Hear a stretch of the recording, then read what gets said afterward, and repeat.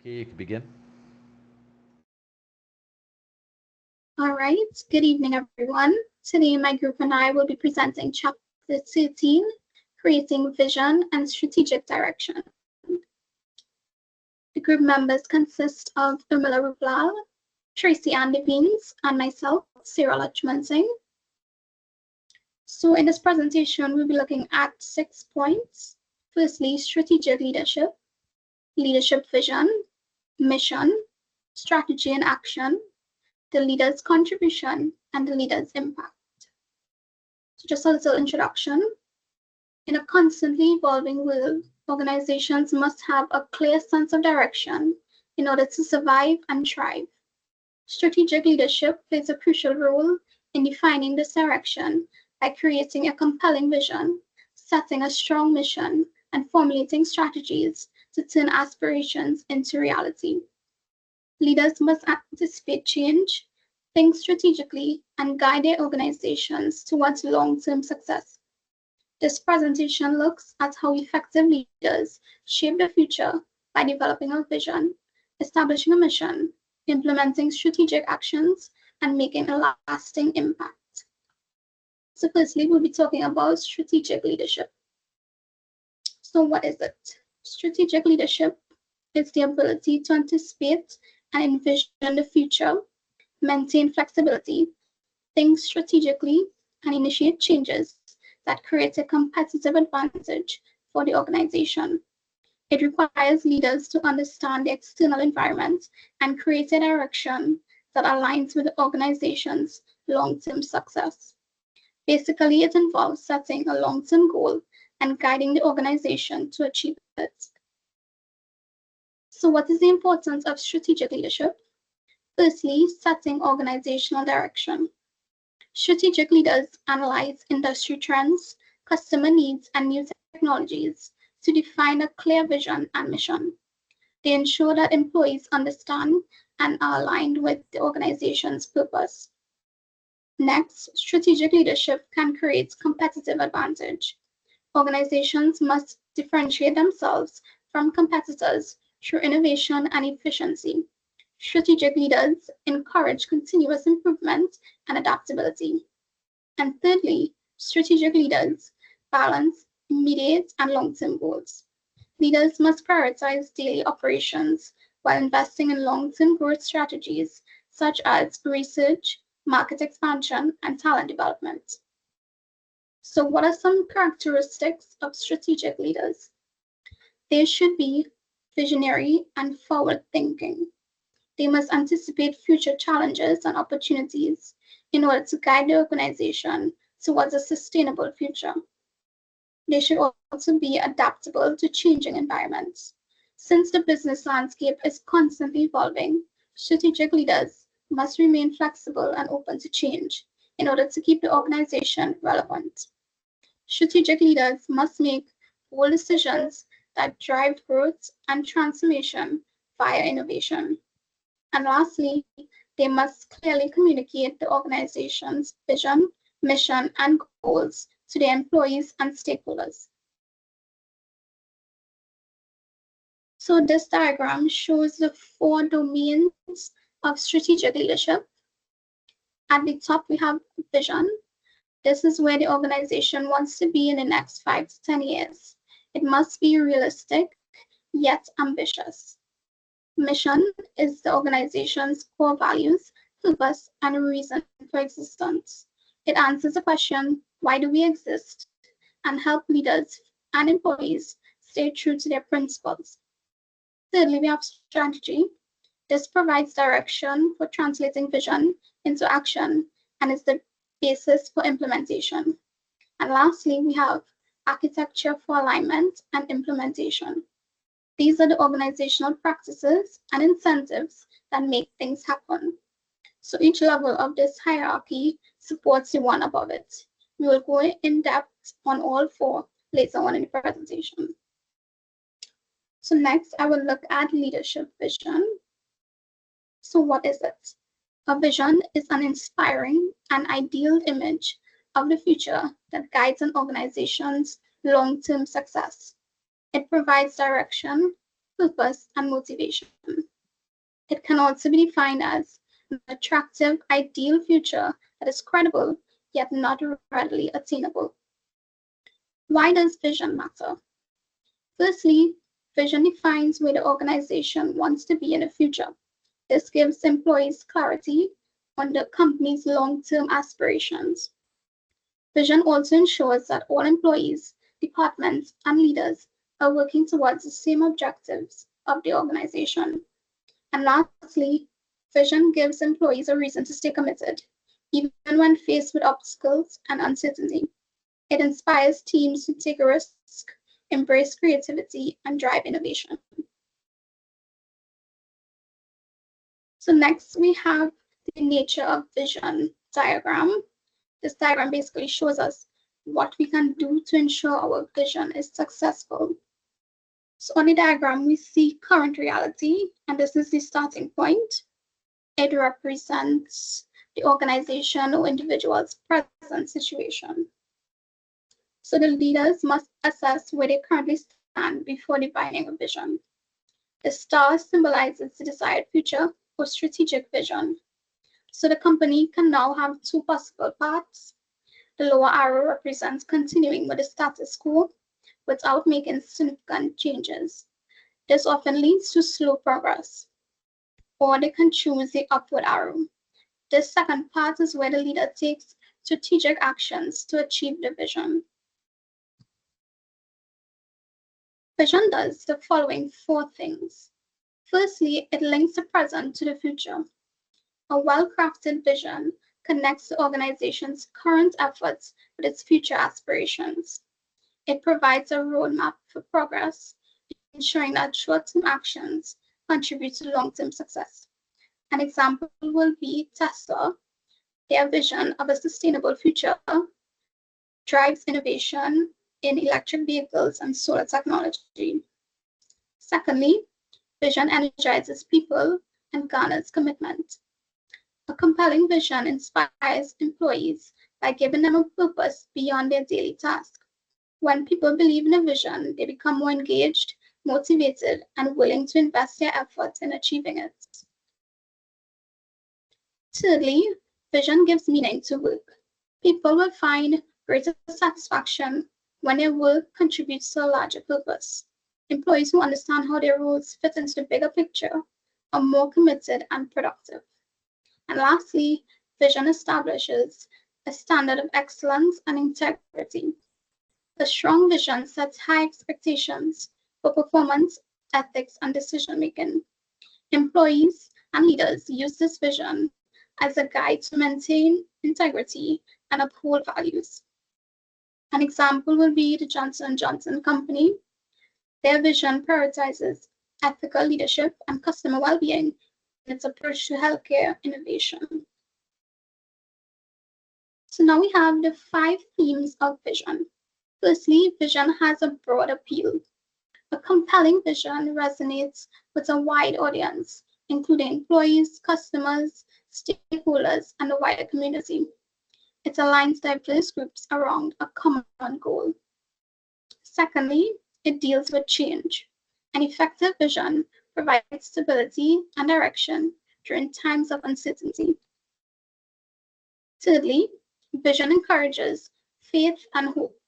A strong vision instills confidence and optimism about the future. It reassures people that challenges can be overcome through a combined effort. Next, vision can reflect high ideals. A meaningful vision goes beyond profits. It represents noble values and aspirations. It emphasizes making a difference in society. And lastly, vision defines the destination and the journey. A good vision clarifies where the organization is headed and how it plans to get there. So Martin Luther King Jr. is one of history's most powerful examples of visionary leadership. He embodied the 5 themes of vision we just discussed. Firstly, he had a broad appeal. His vision was inclusive, resonating with people of all races, backgrounds, and beliefs. He encouraged change. He urged people to take action via protests and marches. He gave faith and hope. His words instilled belief in a better future. MLK also stood for high ideals.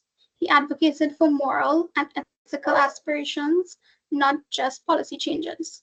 And lastly, he provided a clear path to achieving change through non-violent resistance. So it must be noted that vision can exist at multiple levels within an organization. At the corporate level, vision sets the overall strategic direction for the company. It provides a common purpose for all departments and employees. The vision is often demonstrated through a statement, which we will look at later. Within departments, the corporate vision is adapted to specific functions in the company, such as the marketing or human resources division. Next is the team vision. This is where smaller groups within a department can craft a vision that guides their projects. Lastly, for the individual, vision can be when employees define personal career goals that align with the company's overall vision. So as I mentioned before, vision statements is the most common way a company can share their vision with customers and their employees. So here are 5 elements of a good vision statement. Firstly, it must be future-oriented. The statement must describe where the organization aspires to be. Vision statements are also inspirational to motivate and energize people. They can be challenging as it encourages growth and transformation within the organization. It must also be clear and concise so it is easy to understand and communicate with others. Lastly, vision statements are aligned with values. This means that it must reflect the organization's core principles. So now we are going to look at an example of a vision statement. For this company, their vision is to be a company that sells things efficiently, keeps costs low, and stay competitive in an ever-changing market. So I would ask you guys, do you think that this is a good vision for a company?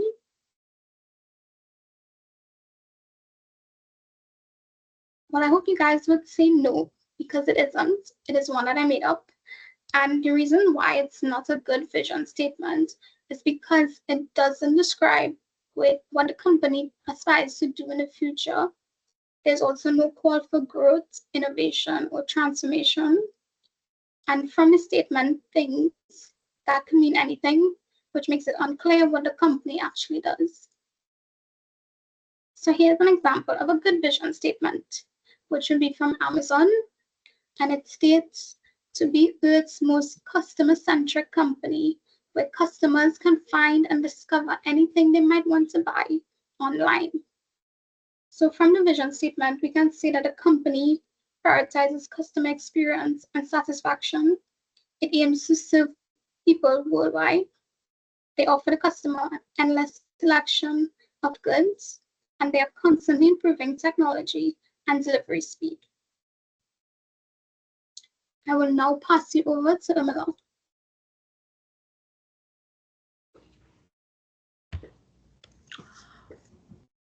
What is a mission?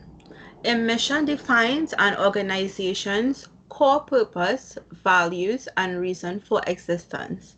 It provides direction for decision making and aligns all effort toward a common goal.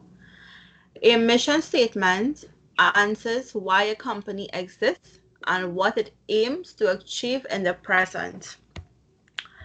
It serves as the foundation for the company's vision, which focuses on future ambitions.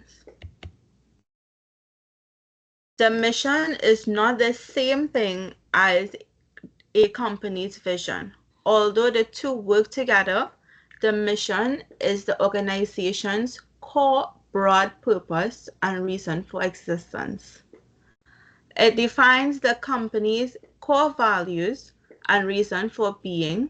It provides a basis for creating the vision, whereas the vision is an ambiguous desire for the future. Mission is what the organization stands for in a larger sense. According to James Collins, compares Kenneth and Motorola to illustrate the importance of a solid organizational mission.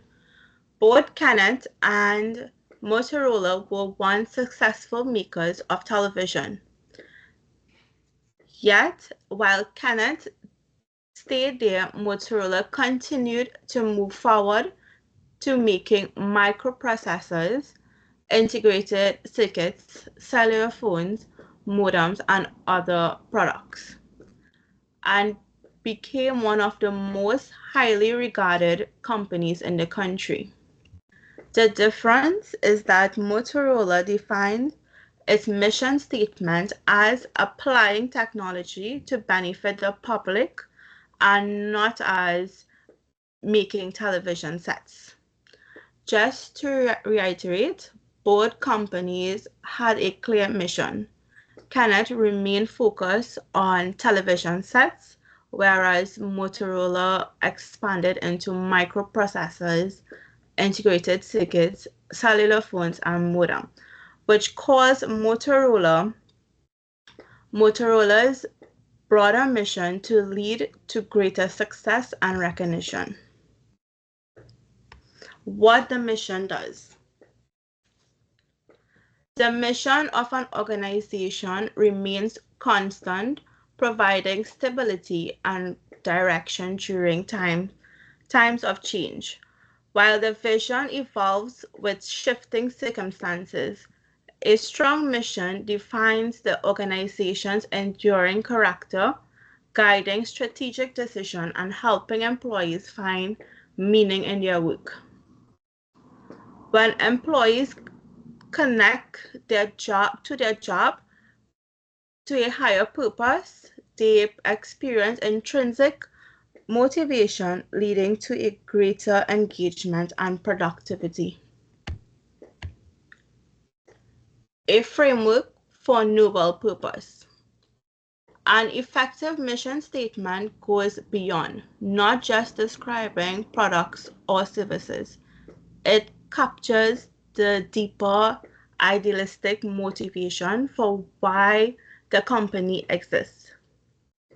Successful companies often have missions with a noble purpose, such as Motorola's commitment to apply technology to benefit the public, or Mary Kay's goal to enrich the lives of women.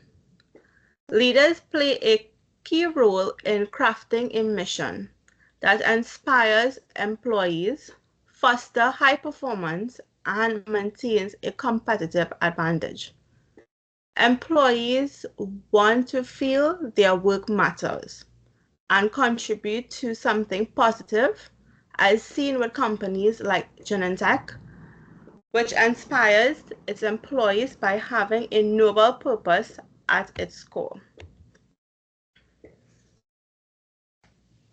For example, at Genentech, employees are driven by the opportunity to make a meaningful impact, particularly in the fields like cancer research. The company provides scientists and researchers with time, freedom, and resources to tackle major scientific questions.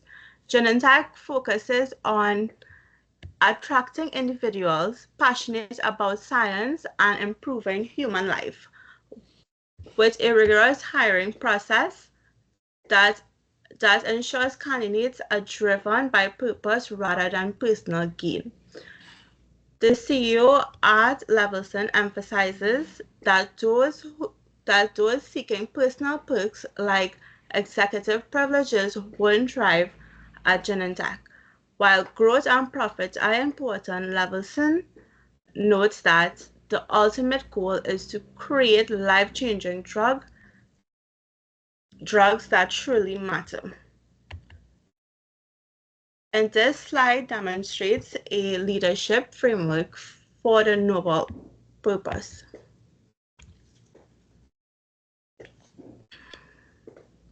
Discovery. Discovery inspires employees by giving them the freedom to explore new ideas and work on personal projects. Companies like 3M and Google encourages this kind of motivation, allowing the employees to engage intellectually, stimulating work and pursue their own creative goals. Samsung, for example, shifted its focus from imitation to innovation, aiming to transform the company into a world-class leader in technology rather than simply manufacturing low-cost products. This shift towards discovery has helped fuel the company's success and cultivate entrepreneurial spirit amongst its employees. By making discovery a key purpose, companies can motivate employees to think creatively and embrace innovation. Excellence. Excellence focuses on striving to be the best both individual and organizational performance. For companies that embrace excellence, quality is prioritized over quantity. For example, Apple. Apple, despite a small holding market share in personal computers, refuses to compromise on its commitment to superior technology and craftsmanship. Companies driven by excellence provide their employees with resources and support needed to perform at their best, fostering an environment where intrinsic rewards and personal fulfillment are key motivators. Another is altruism.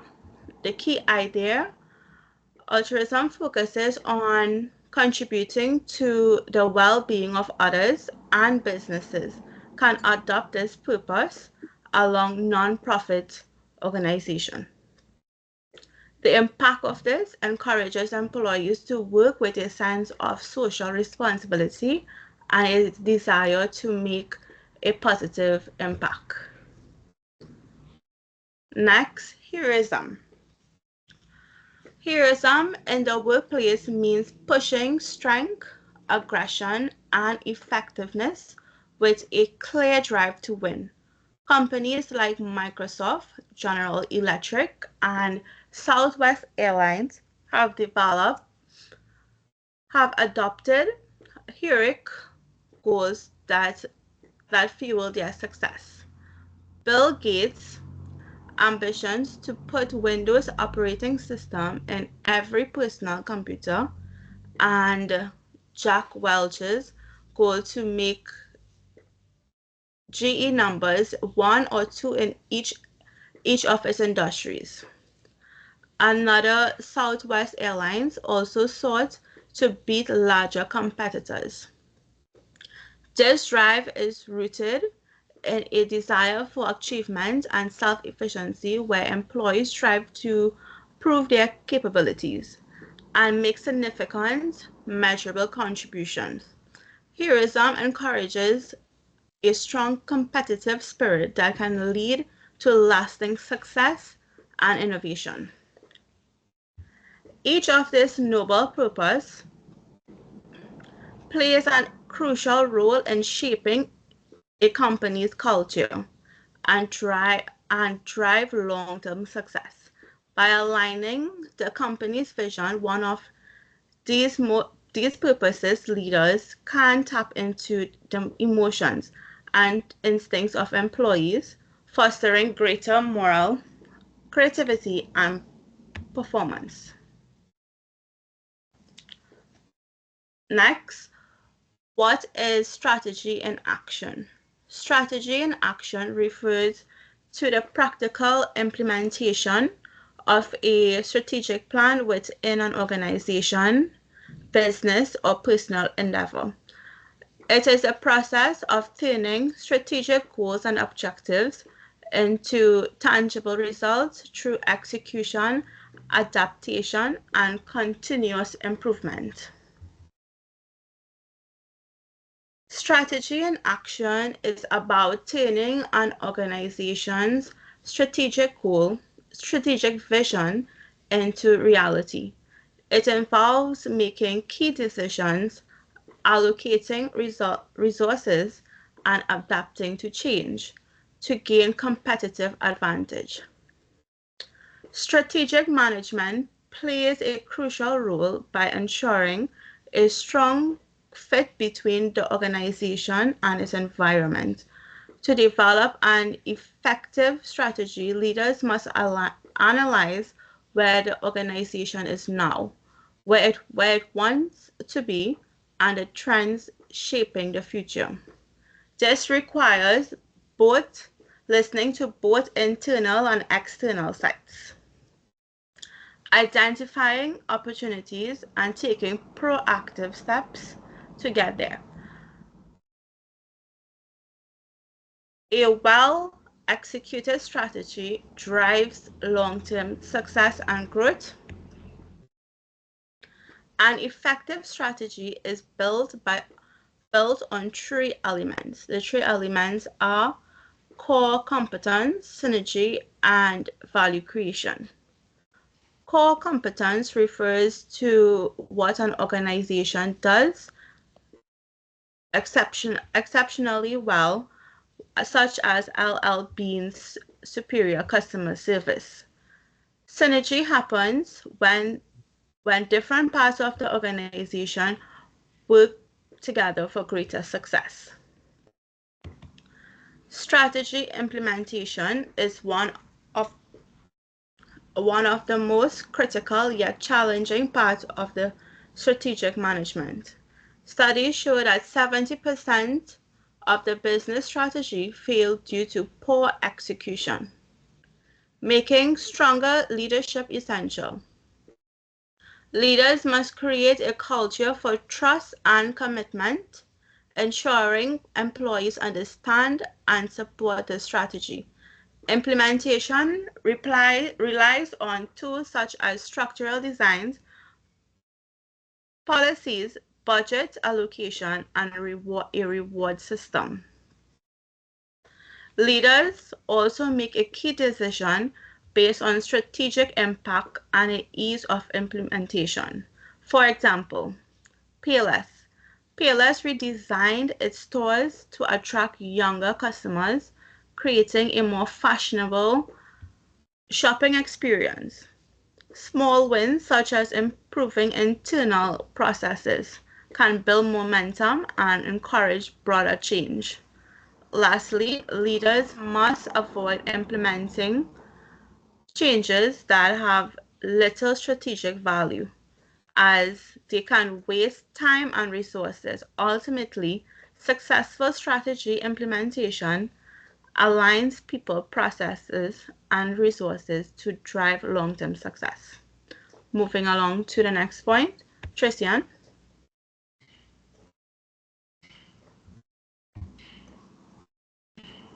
Thank you so much. Good afternoon, everyone. So I will continue with the leader's contribution.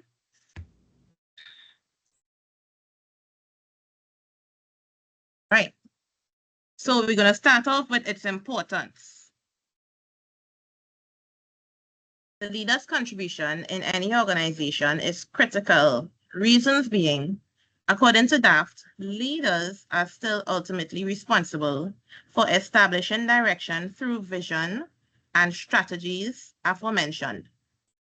When leadership fails to provide direction, organizations flounder. The purpose of the leader's contribution is to stimulate vision and action.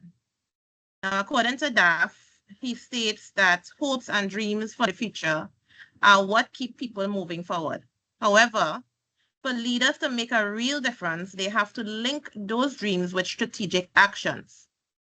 Vision has to be translated into specific goals, objectives, and plans so that employees know how to move toward the desired future. We have 4 types of leaders as it relates to leaders that stimulate vision and action. The first one we have is the person who is low, both on providing vision and stimulating action. This type of leader is called the uninvolved leader.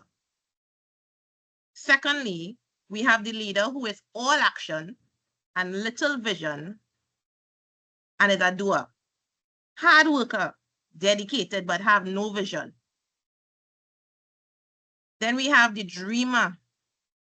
On the other hand, is good at providing a big idea with meaning for self and others. Inspires others, but weak on implementation. And you know, we have a term where we say it have a lot of people who like to sell dreams. That people that real sell dreams out here, right? So the next one we have is the effective leader, which we all aspire to be. One both dreams big and transforms those dreams into significant action, significant strategic action rather. So I have a question for you guys, and I want everybody to take about 3 seconds to consider for a moment, where do you fit in according to Exhibit 13A that you're seeing on the screen right now, where we have vision and action, we have the dreamer, we have the uninvolved leader, we have the effective leader, and we have the doer. Do you see yourself as being high on vision, low on action? Do you see yourself as being low on vision, high in action? Or do you see yourself as being an effective leader at this very moment in time? And then make a goal. So for those of us who probably have not really had the opportunity to exercise our abilities to lead in any type, in any group or whatever, consider what type of leader you might be if you put yourself as you are now in that leadership role. And then if you realize that there are some things that maybe does not measure up to what an effective leader is, then we know that we have some work to do, right? And this is one of the reasons why we are doing this course. So at the end of this course, we should at least be equipped to help us when we actually reach to that point, all right? So we are moving on now to how leaders decide. Thank you, Sarah. So to determine strategic direction for the future, leaders look inward, they look outward, and they look forward. Leaders scan both the internal and external organizational environment to identify trends, threats, and opportunities for the organization. Now, vision and strategy have to be based on a solid factual foundation, but too much rationality can get in the way of creating a compelling vision. So leaders do conduct rational analysis, yes, but successful visions also reflect their personal experiences and understandings. When leaders rely solely on formal strategic planning, competitor analysis, or market research, they miss new opportunities. So don't sell yourself short because you may have had some bad experiences that can be used to help shape you as a future leader. All right. So let's see where we are. As it relates to the decisions that our leaders make, I'm going to make reference to a very popular former company that if you guys look at the logo, a lot of you will be familiar with it, Petrotrin.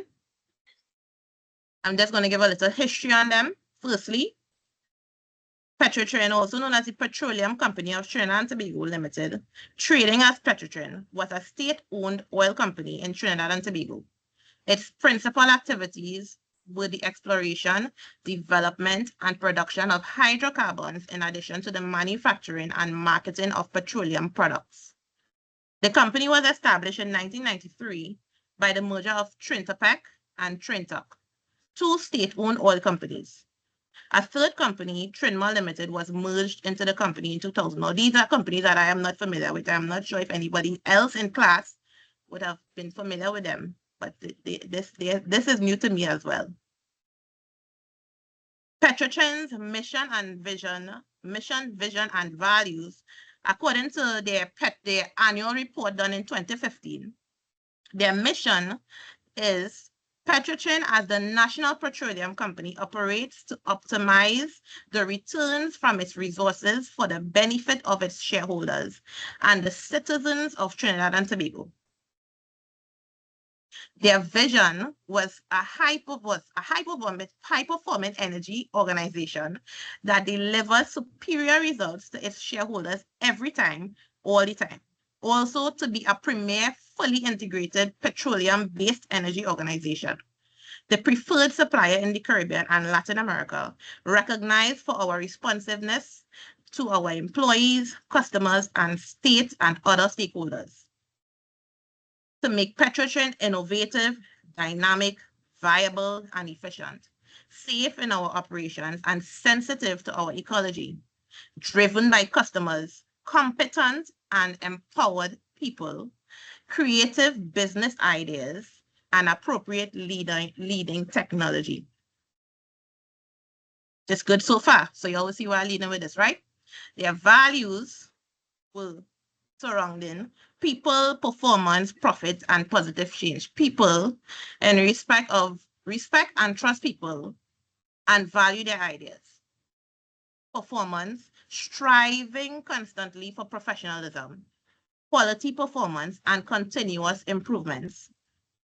In terms of profit, striving to create profits, since it's the fuel, pun intended, I guess, for survival, and positive change, to be open and honest in communication.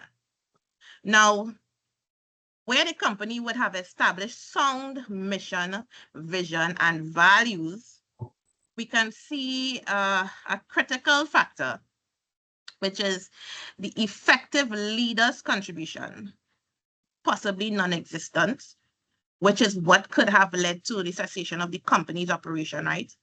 Bringing much uncertainty and loss of hope for employees and for their families' future. Why I say this, I have there's an article that I found in my research supporting this. There's an article that was printed in the Trinidad Guardian on the 16th of December in 2014 by a Karan Mahabir Singh of Karachi, China. This was his contribution. The title of the article was "Bad Business Decisions Have Petrotrin in Trouble." So Mahabir Singh wrote to the Trinidad and Tobago Guardian expressing bad business decisions as an insidious problem occurring at the time within the company, which eventually caused its demise. And I quote, Karan wrote, "Petrotrin is in trouble. That is clear. Petrotrin is in trouble not because of any action by the workers. It is in trouble because of bad business decisions made by executive management. This has led to the organization being in deficit to the tune of billions of dollars. To disguise the feelings of the management and other people, the expression, and I quote, collapse in the gross refinery margin have been invented. You can be sure that no worker was involved in the decisions that led to the situation and the fantastic sums that constitute the company's debt. But no senior management official is being held accountable. Not even people who have overseen this crisis in the industry. As always, efforts are made to place the blame on the workers in this situation.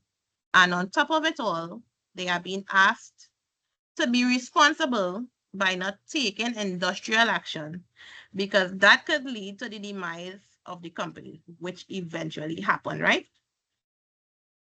That was one contributor's take on what happened with Petrotrin as it relates to decisions that was made by top-level management that affected the company negatively.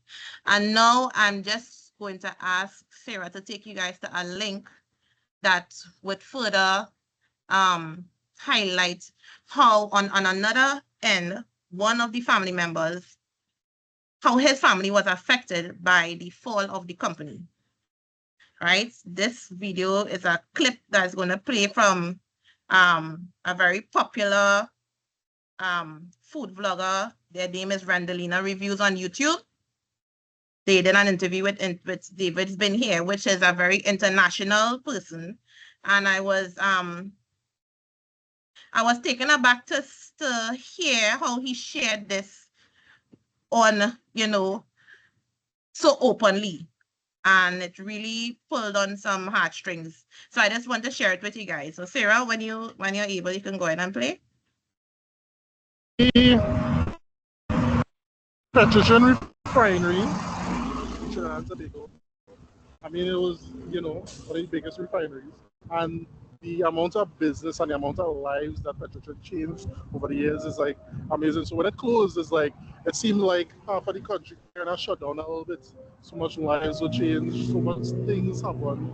It was a very depressing time, especially people who work there, who had families working there.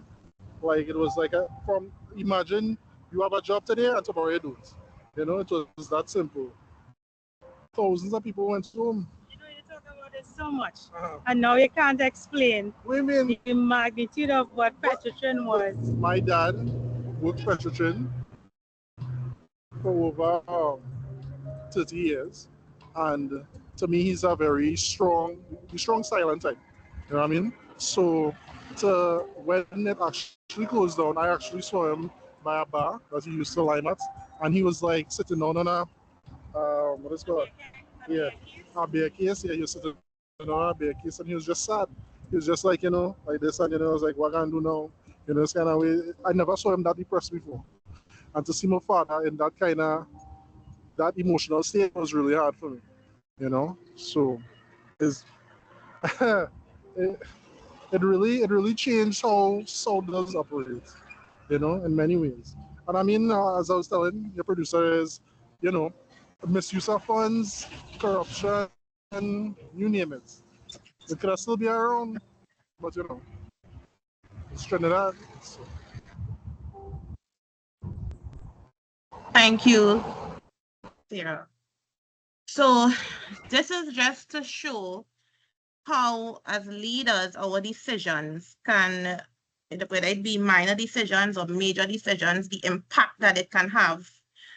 And sometimes our decisions could be just like one drop of water in a sea or a bucket, and we could see the rippling effects of drawing back to Petrotrin, what the decisions that top-level management would have made, how it affected the company, and how it, by extension, affected families, so many families. All right, so I just wanted to highlight how critical, again, that is our decisions are as leaders.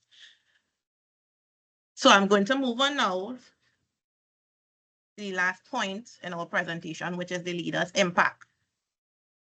What is it? When leaders link vision and strategy, they can make a real difference for their organization's future. A leader's greatest discretion is often over strategic vision and strategic action. Research has shown that strategic thinking and planning for the future can positively affect a company's performance and financial success. Can it be measured? Yes, it can. A leader's impact can be evaluated. One way in which this is done is through examining whether top executive turnover makes a difference. Its proof here is studies that have shown that leader succession was associated with improved profits and stock prices. And in the case of churches, with improved attendance, membership, and donations. And myself, as a churchgoer, I have seen this first-handedly and experienced this. So although good economic conditions and industry circumstances play a part in improved performance for any organization, the top leader had impact beyond these factors. Without capable and effectively interacting top leadership teams, a company may not adapt readily in a shifting environment. Although research in the area of leader impact is still relatively limited, it does seem to affirm the belief that the choices leaders make have significant impact on an organization's performance. Case in point, Petrogen and so many others that we have, that you and me have knowledge of. All right. I have two examples here that I pulled up that I want to share with you guys again. One of them is Ford. These are companies that would have been revived due to change in leadership.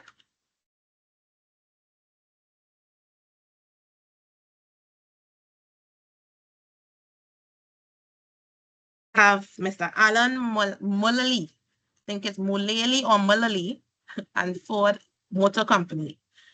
His background. Alan Mullally, with a background in aerospace engineering and management, including a significant tenure at Boeing, took over as CEO of Ford Company in 2006. At the time of Mullally's appointment, Ford faced a severe financial crisis. Follow with me, guys, with a $12.7 billion loss in 2006. The financial crisis severely impacted the automotive sector, pushing Ford to the brink of insolvency. Mullally then implemented the One Ford strategy, focusing on unifying the company globally, which was a smart move, improving its product line and restructuring to achieve profitability. Now, in doing this, he secured a $23.6 billion loan by mortgaging company assets, which provided Ford with a liquidity cushion to weather the recession without government bailouts. I think this was remarkable. Ford refocused on its core brands, leading to profitability and turnaround. This is according to Digital DeFi. We have posted the link, so you all can do further reading on it if you desire. My next example is Apple Inc. Mr. Steve Jobs, who was a co-founder of Apple Inc., is one of the most celebrated figures in technology and innovation. Now, there was a point in time when he had stepped away from the company, and he stepped back in after some time. The company was reportedly just months away from bankruptcy. Imagine that. The company's plight, listen to this. By the mid-1990s, Apple struggled with declining sales, product flops, and fierce competition. The company was reportedly just months away from bankruptcy when Jobs stepped back in. He initiated a series of moves that fundamentally transformed Apple. He streamlined the product line, cutting down on dozens of products to focus on a few key areas. He forged a strategic alliance with Microsoft, which included a $150 million investment in Apple. Wow. Jobs pivoted towards innovation, ushering in an era of iconic products like iMac. So much we know so much about. We have at least one household, one in every 5 households probably have an iPhone by now. iPod is a thing of the past, I believe, but iPod was one of them. The iMac, the iPod, the iPhone, and the iPads.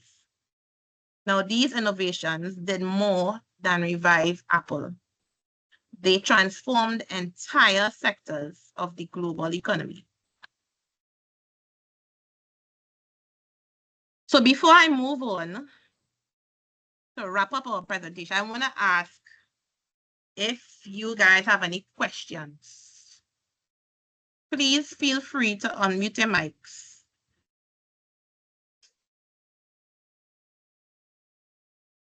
Any question? I want at least one person with a question.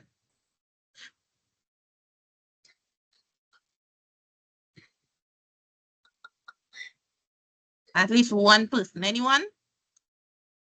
Nothing intrigued your mind? All right.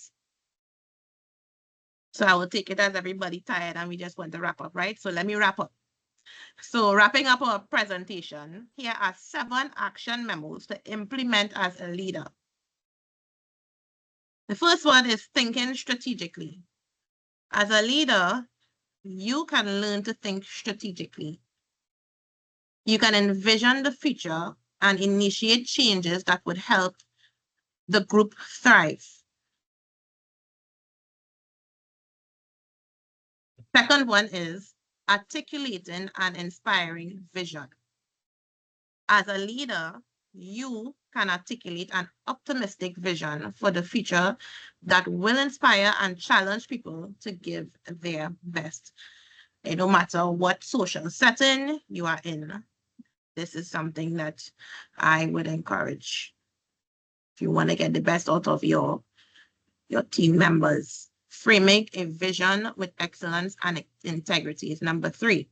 As a leader, you can frame a vision that sets a standard of excellence and integrity, connects to core values, and helps people find meaning in their work. Number 4 is creating a shared vision. As a leader, you can create a shared vision so that every individual, team, and department is moving in the same direction. Number 5 is building vision around core purpose and values. As a leader, you can keep in mind the organization's core purpose and values. You can then create the vision around that central mission. Number 6 is preparing for the future and embracing change, which is inevitable. Now, as a leader, you can prepare for the future based on trends in the environment today. Don't be afraid to think radically or out of the box. You can shift your strategies to fit changing conditions. And number 7, combining a vision with action.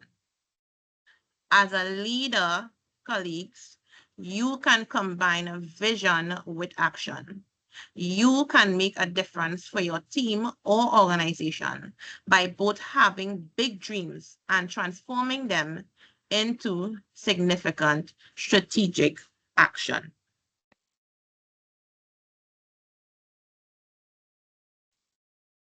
In conclusion, I'll just like to say that successful organizations are not built by chance. They are guided by visionary leaders who define purpose and strategy. A strong vision provides direction. A clear mission reinforces core values, and a well-crafted strategy ensures execution. However, strategic leadership is not just about planning for the future. It is about inspiring others, driving change, and leaving a lasting impact. Great leaders align their teams with a shared purpose, just as what was shared with Martin Luther King by my colleague early on in this presentation. We are to embrace adaptability and lead with integrity. To be an effective strategic leader, one must think ahead, navigate uncertainty, and make decisions that shape a better future.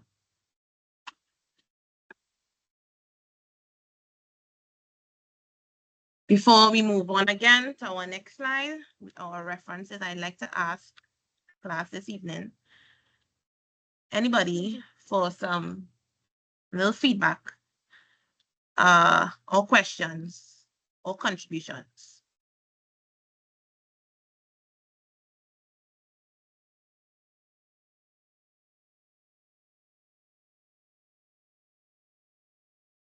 Right.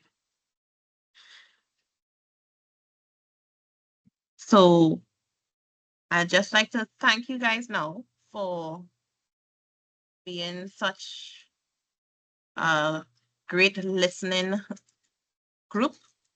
And I hope you guys enjoy the rest of the class. Thanks for listening.